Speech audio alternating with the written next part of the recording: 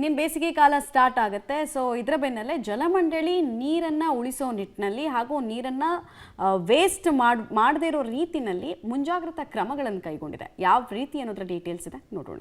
ಬೇಸಿಗೆ ಸನಿಹ ಬೆನ್ನಲ್ಲೇ ಜಲಮಂಡಳಿ ಅಲರ್ಟ್. ಕಾವೇರಿ ನೀರು ಪೋಲು ಮಾಡಿದ್ರೆ 5,000 ದಂಡ. ಅಂತರ್ಜಲ ಕುಸಿಯೋ ಕಡೆಗೆ ಮಿನಿ ಟ್ಯಾಂಕರ್ ವ್ಯವಸ್ಥೆ. ಎಸ್, ಬೆಂಗಳೂರು ಜಲಮಂಡಳಿ ಬೇಸಿಗೆ ಕಾಲದಲ್ಲಿ ಆಗುವ ನೀರಿನ ಸಮಸ್ಯೆಯನ್ನ ಬಗೆಹರಿಸಲು ಈಗಾಗಲೇ ಅಧಿಕಾರಿಗಳ ಸಭೆ ಮಾಡಿದ್ದು, ನೀರಿನ ಸಮಸ್ಯೆ ಆಗುವ ಭಾಗದಲ್ಲಿ ಟ್ಯಾಂಕ್ ವ್ಯವಸ್ಥೆ ಮಾಡಲು ಪ್ಲಾನ್ ಮಾಡಿದೆ. ಅದರ ಜೊತೆಗೆ ನೀರಿನ ಅಭಾವ ಆಗೋದು ಡೌಟ್. ಒಂದ್ ವೇಳೆ ಆದ್ರೂ ಪರ್ಯಾಯ ವ್ಯವಸ್ಥೆ ಮಾಡಿಕೊಳ್ಳುವುದಕ್ಕೆ ಜಲಮಂಡಳಿ ಮುಂದಾಗಿದೆ. ಬೆಂಗಳೂರಿಗೆ ಕುಡಿಯುವ ನೀರನ್ನ ಒದಗಿಸುವ ಕಾವೇರಿ ನೀರು ಸದ್ಯ ಕೆಆರ್ಎಸ್ನಲ್ಲಿ 54 ಟಿಎಂಸಿ ನೀರು ಇದೆ. ಜುಲೈವರೆಗೆ ಬೆಂಗಳೂರಿಗೆ 14 ಟಿಎಂಸಿ ನೀರು ಸಾಕಾಗುತ್ತೆ. ಆದ್ರೆ ಇಡೀ ಬೆಂಗಳೂರಿಗೆ ಕಾವೇರಿಯ ಜೊತೆಗೆ ಬೋರ್ವೆಲ್ ನೀರು ಕೂಡ ಬಹಳ ಪ್ರಮುಖ ಪಾತ್ರ ವಹಿಸಿದ್ದು, ಬೋರ್ವೆಲ್ನಲ್ಲಿ ಬೇಸಿಗೆಯಲ್ಲಿ ನೀರು ಕಡಿಮೆಯಾಗೋದು ನಿಶ್ಚಿತ.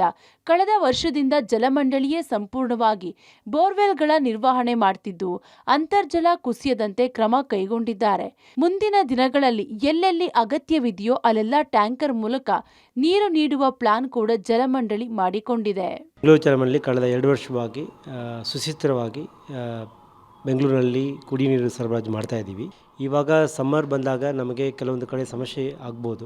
ಪ್ರಮುಖವಾಗಿ ಎಲ್ಲೆಲ್ಲಿ ಎತ್ತರ ಪ್ರದೇಶಗಳಿದೆ ಮತ್ತು ಎಲ್ಲಿ ಅಂತರ್ಜಲ ಮಟ್ಟ ಕಡಿಮೆ ಆಗಿದೆ ಅಲ್ಲಿ ಸಮಸ್ಯೆ ಆಗುವಂಥ ಚಾನ್ಸಸ್ ಇದೆ. ನಮ್ಮ BWC ವ್ಯಾಪ್ತಿಯಲ್ಲಿರುವ ಟ್ಯಾಂಕರ್ಗಳನ್ನು ಉಪಯೋಗಿಸ್ತೀವಿ. ಬೆಂಗಳೂರು ಜಲಮಂಡಳಿ ಈಗಾಗಲೇ ಪೂರ್ವಭಾವಿ ವ್ಯವಸ್ಥೆಗಳು ಮಾಡ್ಕೊಂಡಿದ್ದೇವೆ. ಕಾವೇರಿ 5ನೇ ಹಂತ ಜಾರಿ ಆದಮೇಲೆ ನಮಗೆ 775 MLD ನೀರು ಬಂದಿದೆ. ಹಾಗಾಗಿ ನಮ್ಮ ಹತ್ರ ಇನ್ನೂ 355 MLD ನೀರು ಲಭ್ಯ ಇರೋದ್ರಿಂದ ಈ ವರ್ಷ ಯಾವುದೇ ರೀತಿಯಲ್ಲಿ ಬೆಂಗಳೂರಲ್ಲಿ ದೊಡ್ಡ ಮಟ್ಟದಲ್ಲಿ ನೀರಿನ ಸಮಸ್ಯೆ ಆಗೋದಕ್ಕೆ ಚಾನ್ಸಸ್ ಇಲ್ಲ. KRSಗೆ ಸಂಬಂಧಪಟ್ಟಂತೆ ಯಾವುದೇ ರೀತಿಯಲ್ಲಿ ಸಮಸ್ಯೆ ಇಲ್ಲ.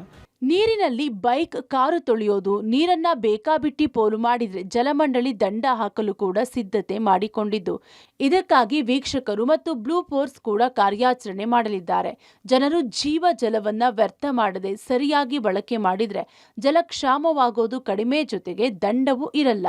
ಕೇವಲ ಬೇಸಿಗೆ ಕಾಲ ಮಾತ್ರ ಅಲ್ಲ, ಯಾವಾಗಲೂ ಕೂಡ ನೀರು ಅಮೂಲ್ಯವಾಗಿರುವಂಥ ವಸ್ತು. ಅದನ್ನು ನಾವು ಸಂರಕ್ಷಣೆ ಮಾಡಬೇಕಾಗುತ್ತೆ ಮತ್ತು ಅದನ್ನು ಅನಾವಶ್ಯವಾಗಿ ವೇಸ್ಟ್ ಮಾಡೋದನ್ನು ನಾವು ತಡೆಗಟ್ಟಬೇಕಾಗುತ್ತದೆ. ಆ ದೃಷ್ಟಿನಲ್ಲಿ ಕಾನೂನಿನಂತೆ ಯಾರೂ ಕೂಡ ಅನಾವಶ್ಯವಾಗಿ ಕುಡಿಯುವ ನೀರನ್ನು ದುರುಪಯೋಗ ಮಾಡಿದರೆ ಅವ್ರ ಮೇಲೆ ಕಾನೂನು ಪ್ರಕಾರ ದಂಡ ವಿಧಿಸಲಿಕ್ಕೆ ನಾವು ಬದ್ಧ ಇದ್ದೀವಿ. ಮತ್ತು ಈ ವರ್ಷ ಕೂಡ ಜರೂರಾಗಿ ಮಾಡ್ತೀವಿ. 5,000 ರೂಪಾಯಿ ದಂಡ ಇದೆ. ನಮ್ಮಲ್ಲಿ ವಿಜಿಲೆನ್ಸ್ ಟೀಮ್ ಇದೆ, ಅವರು ಕೂಡ ಮಾಡ್ತಾರೆ. ಮತ್ತು ಈಗ ಬ್ಲೂ ಫೋರ್ಸ್ ಬೇರೆ ಮಾಡಿದ್ದೇವೆ. ಬ್ಲೂ ಫೋರ್ಸ್ನವರು ಈಗಾಗಲೇ ಇಲ್ಲಿಗಲ್ ಕನೆಕ್ಷನ್ಸನ್ನು ಗುರುತು ಮಾಡಿ ರಿಲೈಸ್ ಮಾಡೋದಕ್ಕೆ ಪೆನಾಲ್ಟಿ ಆಗ್ತಾ ಇದ್ದಾರೆ. ಅವರು ಕೂಡ ಈ ಒಂದು ಏನು ನೀರನ್ನು ವ್ಯಕ್ತ ಮಾಡುವಂಥ ವಿಷಯದಲ್ಲಿ ಕೂಡ ಹೆಚ್ಚು ಗಮನ ಕೊಡ್ತೇವೆ ಮತ್ತು ದಂಡವನ್ನು ವಿಧಿಸ್ತೀವಿ. ಬೇಸಿಗೆ ಕಾಲ ಆರಂಭಕ್ಕೆ ಇನ್ನೂ ಕೆಲವೇ ವಾರಗಳು ಬಾಕಿ ಇದೆ.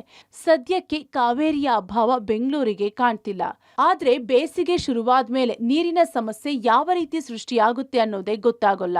ಇದಕ್ಕೆ ನೆರೆಯ ತಮಿಳುನಾಡು ಕೂಡ ಕಾರಣ ಅನ್ನೋದನ್ನ ಬಿಡಿಸಿ ಹೇಳಬೇಕಾದ ಅಗತ್ಯವಿಲ್ಲ. Maruti, public TV, Bengaluru.